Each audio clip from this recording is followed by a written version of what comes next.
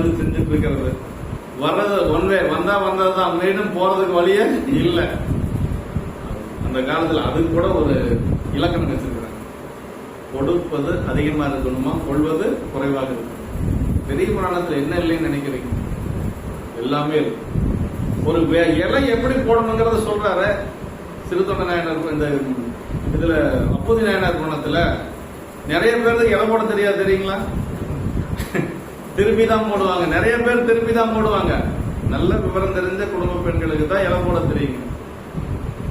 அதுக்காக இலை போட தெரியும் அப்படி சொல்லல, தெரியாது, மறந்துடுவாங்க, வேற ஒண்ணும் இல்ல. ஈர்வாய் வலப்புறம் மரபில் வைத்தார் அப்படிங்கிறாரு. அறிந்த பகுதி வலது பக்கம் வரணும். தலவால் இலை போறோம்னு வைங்களேன், தலவால் இலை இடது பக்கம் இருக்கணும், அறிந்த பகுதி வலது பக்கம் வரணும். அதை எங்க சொல்றாரு? நம்முடைய அப்போதி நாயனார் புராணத்துல சொல்றாரு, ஈர்வாய் வலப்புறம் மரபில் வைத்தார் அப்படின்னா. இலை போடுறது கூட நம்ம பெரிய புராணம் சொல்லி கொடுக்கும், எப்படி இலை போடணும். தனியா உட்கார்ந்து சாப்பிடக்கூடாதுன்னு சொல்லுது பெரிய புராணம். அது இல்லைங்களா? இங்கு நமக்கு தனியுண்ண ஒண்ணாது பாங்கு நின்ற, இப்ப ஈசனடியார் பாங்கு நின்றார அலைமின் சிறுத்தொண்ட நாயனார் புராணத்துல சொல்றாரு. ஒரு வீட்டுக்கு போறோம்னா சிவனடியார்கள் நம்ம சாப்பாடு போட்டா போதுன்னு உட்கார்ந்துடக்கூடாது. யாராவது ஒரு அடியார் இருக்கிறாங்களான்னு பார்க்கணும். ஒருத்தர் சரி நீங்க உட்காருங்க ஐயா, 2 பேர் உட்கார்ந்து சாப்பிடலாம் அப்படின்னு சொல்லி அந்த வீட்டுக்காரையாவது பக்கத்தில் உட்கார வச்சுதான் சாப்பிடணும். போன உடனே நம்ம தனியா சாப்பிடக்கூடாது. இதெல்லாம் பெரியவரான சொல்லக்கூடிய நமக்கு உண்மைகள். இங்கு நமக்கு தனியுண்ண ஒண்ணாது. பெண்கள் தனியா இருக்கிற வீட்டுக்கு போகக்கூடாது, எந்த காரணத்தை கொண்டு போகக்கூடாது. பெரியவரான நமக்கு சொல்லுது. மாதரா தாம் இருந்த இடவகையில் தனி புகுதம் அப்படின்னா சிறுத்தொண்ட நாயகர்.